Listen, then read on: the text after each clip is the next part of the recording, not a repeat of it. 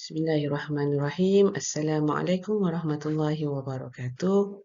Saya Siti Nurdiana binti Rifai, pelajar PDPP Ambilan Oktober, Institut Pendidikan Guru, Kampus Darul Aman, akan membentangkan beberapa isu bagi subjek pengajian kurikulum pendidikan Islam sekolah menengah.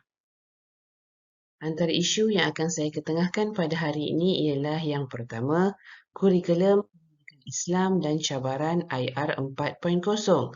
Yang kedua, pendidikan Islam bagi murid berkeperluan khas. Dan yang ketiga, pendidikan seksualiti dalam pendidikan Islam. Kurikulum pendidikan Islam dan cabaran IR 4.0. Revolusi perindustrian merupakan satu bentuk kemajuan dalam peradaban dan ketamadunan manusia. Peralihan dari zaman pertanian kepada zaman perindustrian menjadikan kehidupan manusia semakin kompleks dan mempunyai elemen daya saing yang berkait rapat dengan aplikasi teknologi moden, pengawalan maklumat dan pengenalan kepada komunikasi era moden. Oleh yang demikian, sistem pendidikan akan mengalami perubahan dalam mendepani IR 4.0 dengan memastikan setiap pelajar menguasai elemen 4C iaitu critical thinking and problem solving, communication, collaboration and creativity. Cabaran IR 4.0 dalam pendidikan Islam.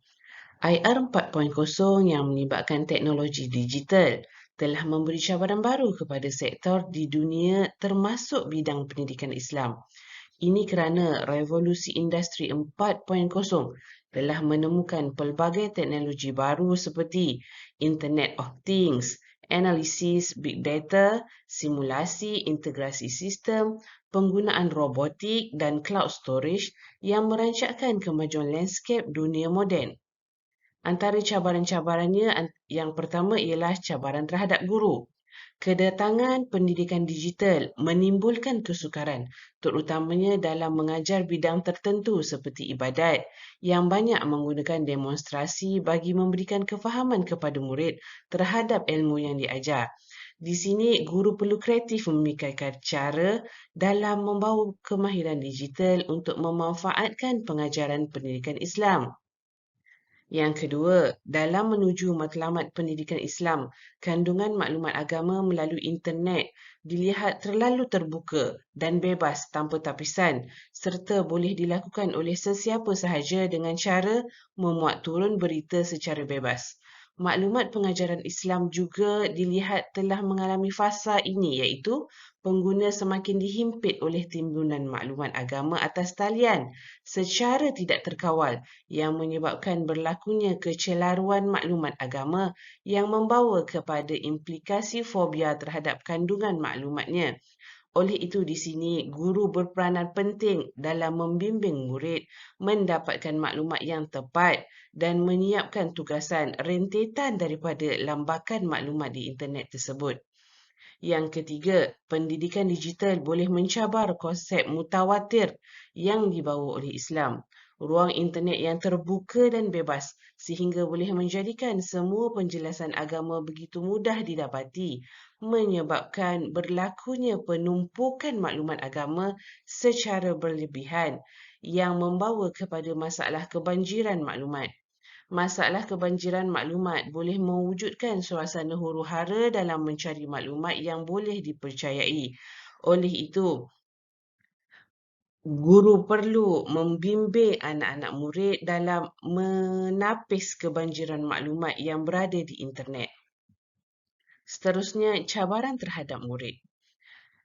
Lambakan maklumat dalam capaian internet menyebabkan sukar murid untuk memisahkan dua persimpangan yang memerlukan kemahiran membuat keputusan yang munasabah berasaskan lokus kawalan serta efikasi diri. Di sini, murid perlu mahir untuk mengenal pasti kesahihan sesuatu maklumat yang dicapai. Yang kedua, menggaguh-gugat adab berguru antara murid. Seperti contohnya, pembelajaran dalam talian menggunakan platform Zoom membolehkan murid untuk memilih untuk menutup fungsi kamera.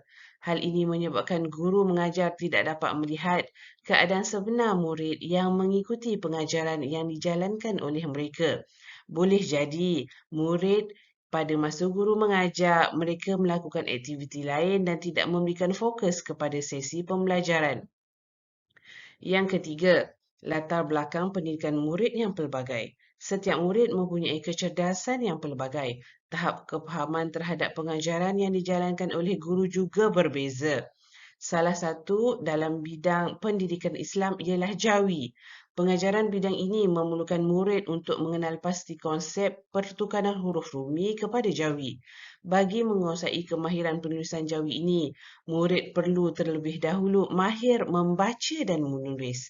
Pengajaran secara digital menyebabkan wujud kekangan apabila murid tidak mempunyai kemahiran membaca dan menulis dengan baik. Hal ini boleh menyebabkan mereka ketinggalan dalam pembelajaran. Seterusnya, saya akan mengupas isu yang kedua, iaitu pendidikan Islam bagi murid berkeperluan khas (MBK). Merujuk kepada Peraturan-Peraturan Pendidikan Khas 2013, murid berkeperluan pendidikan khas artinya kanak-kanak yang diperakukan oleh pengamal perubatan, ahli optik, ahli audiologi atau ahli psikologi mengikut mana-mana yang berkenaan sama ada dalam bidang perkhidmatan kerajaan atau tidak sebagai murid yang mempunyai ketidakupayaan penglihatan, ketidakupayaan pendengaran, ketidakupayaan pertuturan, ketidakupayaan fizikal dan masalah pembelajaran atau mana-mana kombinasi ketidakupayaan dan masalah yang telah dinyatakan. Cabaran menyampaikan pendidikan Islam kepada MBK adalah suatu yang perlu diberi perhatian oleh semua pihak, terutamanya guru pendidikan Islam. Setiap MBK mempunyai sifat yang unik dan berbeza dari segi minat kebolehan dan keperluan pembelajaran. Islam menitik beratkan pendidikan yang seimbang dan menyeluruh. MBK tidak terkecuali merupakan sebahagian daripada insan yang perlu dibentuk menjadi manusia yang sempurna dan mentaati perintah Allah Subhanahu Wa Taala. Ini kerana mereka juga adalah makhluk yang dipertanggungjawabkan oleh Allah Subhanahu Wa Taala untuk memainkan peranan sebagai hamba dan khalifah Allah Subhanahu Wa Taala. Antara kekangan-kekangan pendidikan Islam bagi MBK ialah yang pertama, cabaran komunikasi. Yang kedua, guru kurang kemahiran. Yang ketiga, kurang alat bantu mengajar. Yang keempat, ruang bilik darjah yang kurang sesuai. Yang kelima, kekangan masa. Dan yang keenam, tiada perancangan dan persediaan yang rapi. Oleh itu, guru-guru pendidikan Islam memikul tugas dan amanah yang berat dalam mendidik dan membimbing kanak-kanak berkeperluan khas supaya dapat mengenal Al-Quran dan melaksanakan ibadat dalam kehidupan seharian mereka. Seterusnya, saya akan mengupas isu yang ketiga, iaitu pendidikan seksualiti dalam pendidikan Islam. Pelaksanaan pendidikan seks banyak bergantung kepada kesediaan guru untuk mengajar isi pelajaran yang mengandungi elemen pendidikan seks. Di Malaysia, pendidikan seks diajar di dalam pelbagai mata pelajaran seperti pendidikan Islam, pendidikan moral, sains dan biologi. Elemen pendidikan seks banyak terdapat dalam mata pelajaran pendidikan Islam. Guru pendidikan Islam bertanggungjawab untuk memberi pemahaman yang jelas kepada pelajar berkaitan konsep pendidikan seks Islam. Guru pendidikan Islam seharusnya tahu bagaimana untuk menyampaikan pendidikan seks yang mempunyai nilai-nilai Islam. Ajaran agama Islam yang jelas dan sempurna mampu melindungi pelajar daripada terjebak dengan perkara-perkara yang merosakkan diri mereka dari segi spiritual, emosional dan intelektual. Guru pendidikan Islam haruslah memastikan bahawa proses pengajaran yang efektif mampu memberi kesan kepada pelajar terutamanya sebagai benteng pertahanan diri mereka. Perkara yang paling utama ialah mereka mampu untuk menghubungkan ajaran Islam dari sudut teori dan praktikal. Kesediaan guru pendidikan Islam dalam mengajar elemen pendidikan seks perlu diberi perhatian.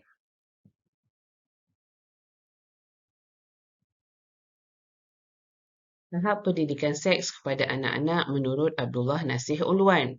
Tahap yang pertama ialah tahap tamyiz, iaitu pada usia 7 hingga 10 tahun. Di sini mereka perlu diajar mengenai identiti dan nilai diri, iaitu organ biologi dan perbezaan antara lelaki dan perempuan. Yang kedua, mereka perlu diajar konsep bersuci, iaitu amalan sebelum dan selepas istinja. Pemisahan tempat tidur bagi anak lelaki dan anak perempuan bagi mengelakkan sumbang mahram, dan mereka perlu diajar meminta izin untuk masuk ke bilik ibu bapa. Tahap yang kedua ialah tahap murahaqah, iaitu usia 10 hingga 14 tahun. Pendedahan mengenai fungsi biologi secara ilmiah, seterusnya penerangan mengenai perkara berkaitan aurat, akhlak pergaulan dan maruah diri, dan penerangan mengenai kaifiat mandi wajib dan persetubuhan. Di sini perbincangan yang boleh menimbulkan nafsu berahi seks perlu dielakkan. Dan tahap yang ketiga ialah tahap baligh, iaitu usia 14 hingga 16 tahun. Di sini mereka perlu diajar mengenai maksud baligh dan mereka perlu diterangkan mengenai bahaya zina, keburukan zina dari segi agama, kesihatan, psikologi dan tekanan emosi. Berdasarkan kepada ketiga-tiga tahap ini, anak-anak harus diberi pendedahan berkaitan seks mengikut umur mereka. Sekiranya tidak dididik dan diawasi dengan baik pada setiap tahap, ia mungkin menyebabkan mereka terjebak ke dalam gejala salah laku seks.